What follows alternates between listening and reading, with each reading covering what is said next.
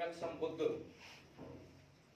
और बाबा साहब बोधिसत्व को नमन करते हुए उपस्थित समस्त उपासक और उपासिकाएं, आप सभी को नमो बुद्धाय, जय भीम।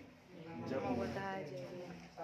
विगत वर्ष श्रद्धेय बनते करुणाशील राहुल जी के कुशल नेतृत्व में और बौद्ध महिला विकास समिति 60 फीट रोड सिद्धार्थ बुद्ध विहार के सौजन्य से और अलवर जिले की तमाम बौद्धिस्ट संस्थाओं के सहयोग से यहाँ महाकारुणिक बुद्ध की प्रतिमा का अनावरण करवाया गया था, जो कि अलवर जिले स्तर पर एक बहुत ही अनूठा और श्रेष्ठ प्रयास था।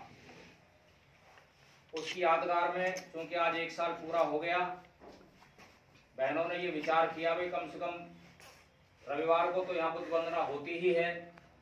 आज चूंकि रविवार नहीं है, लेकिन फिर भी यहाँ हम बुद्ध वंदना का कार्यक्रम करेंगे। तो ये कार्यक्रम आज आयोजित किया है, उस सभी में आप सभी का हार्दिक स्वागत, अभिनंदन। आज हमने कैलेंडर का वितरण भी किया है और पोस्टर का वितरण किया है, जो 18 मार्च से संबंधित है। इस पे भी हम चर्चा करेंगे, लेकिन पहले मैं त्रिशरण और पंचशील के बारे में आप लोगों को थोड़ा सा बताऊंगा, क्योंकि ये प्रमुख चीज है। दुख दूर करने की जो दवाई है, उसमें श्रेष्ठ चीजें हैं ये।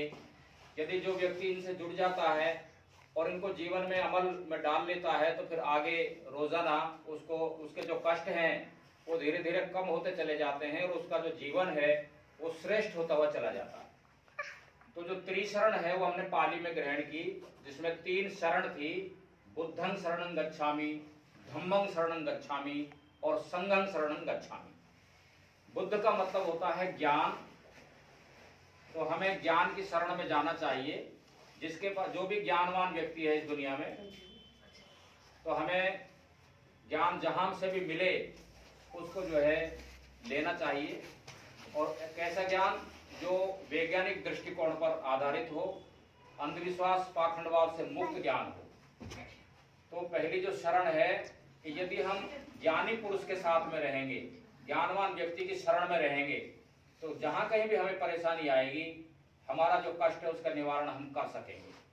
तो पहली सील हमारी ये है भाई, हमें बुद्ध की शरण में, और बुद्ध का मतलब जो है महात्मा बुद्ध या फिर सम्यक संबुद्ध या भगवान बुद्ध, ऐसा बिल्कुल भी नहीं है। बुद्ध का मतलब है बुद्धि। हमें बुद्धि की शरण में, यानी कि हमें नॉलेज की शरण में, हमें ज्ञान की शरण में जाना चाहिए।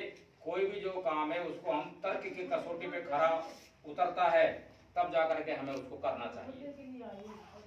दूसरा हमारा धम्मं शरणं गच्छामि, यानी कि हमें धम्म की शरण में जाना चाहिए। धम्म का जो अर्थ है वो बिल्कुल भी धर्म नहीं है। कभी कोई आदमी ये समझे कि साहब ये हिंदू मुस्लिम सिख ईसाई इनकी जो बातें कर रहे हैं, धर्म का मतलब जो है धम्म, यहाँ पे धर्म नहीं है, धम्म शब्द है।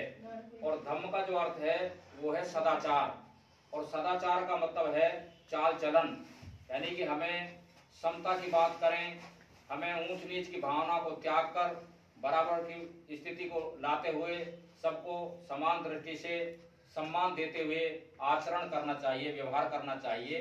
इसलिए हम ऐसे शरण ग्रहण करते हैं जहां पर धम्म की चर्चा हो। और संघं शरणं गच्छामि का अर्थ है हमें संघ की शरण में जाना चाहिए। और संघ कैसा?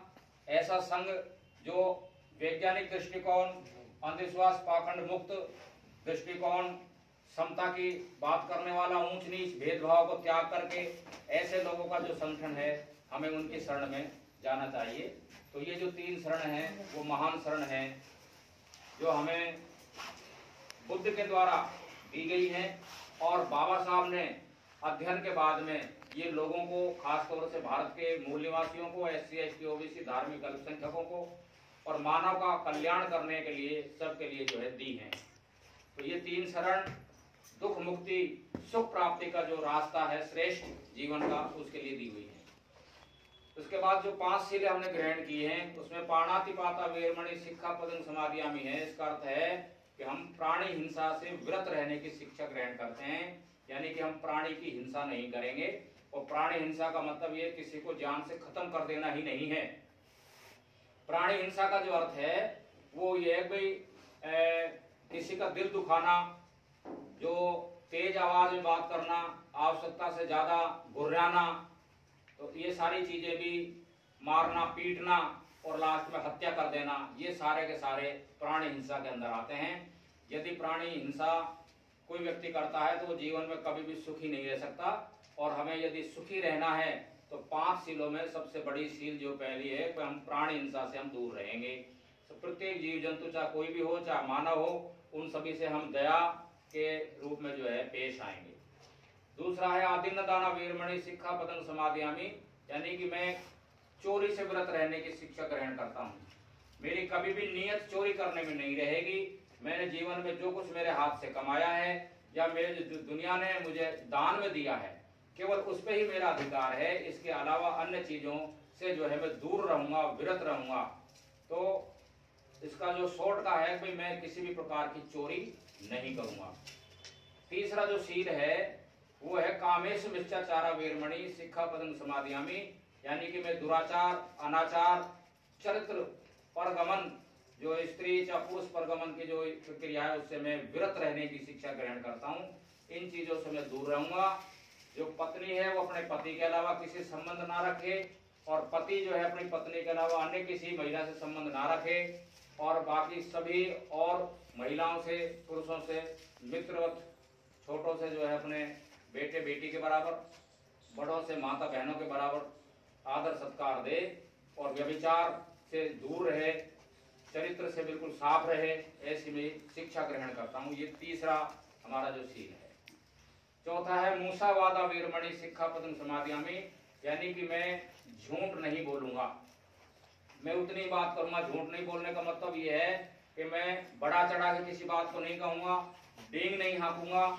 जितनी मतलब कोई बात कहने की है मैं उतनी ही बात करूंगा। मैं भी कोई बात उतनी ही करूंगा जितनी को मैं कर सकता हूं। मैं कर नहीं सकता उस काम को बिल्कुल भी अपने मुंह से नहीं कहूंगा। तो ये लास्ट में इसका जो यही आता है कि मैं झूठा वायदा जो है नहीं करूंगा।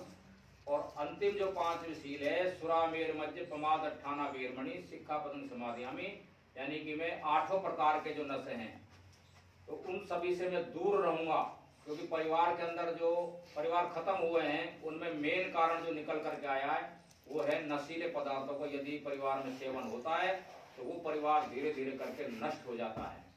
और कितनी भी बड़ी से बड़ी बात को यदि कोई आदमी करता है तो भी समाज वाले उसको ये कह करके दूर हट जाते हैं, अरे उसको छोड़ो, वो तो शराबी है, वो तो दारूडा परिवार है, उसके बारे में क्या बात करनी। तो यूं करके हमें नशे से, चाहे किसी भी तरह का नशा है, और छोटे नशे से बड़े नशे पर आदमी पहुंचता है। इसलिए बीड़ी, सिगरेट, चुर्री, जर्दा, गुटखा, पान मसाला, चाहे महिला करे चाहे पुरुष करे, यदि ऐसा कोई करता है तो वो गलत है, वो शील भंग होती है।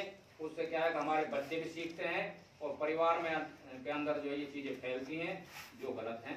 तो ये 5 सीलें हैं। इन 5 सीलों पे यदि कोई व्यक्ति चलता है तो वो अपने जीवन को श्रेष्ठ बना लेता है। तो यही जो 5 सीलें थी, आप लोगों ने उनको ध्यान से सुना। आप सभी को नमो बुद्धाय, जय भीम। और जो सूचना है वो यही है कि भाई ये धम्म भूमि का कैलेंडर है।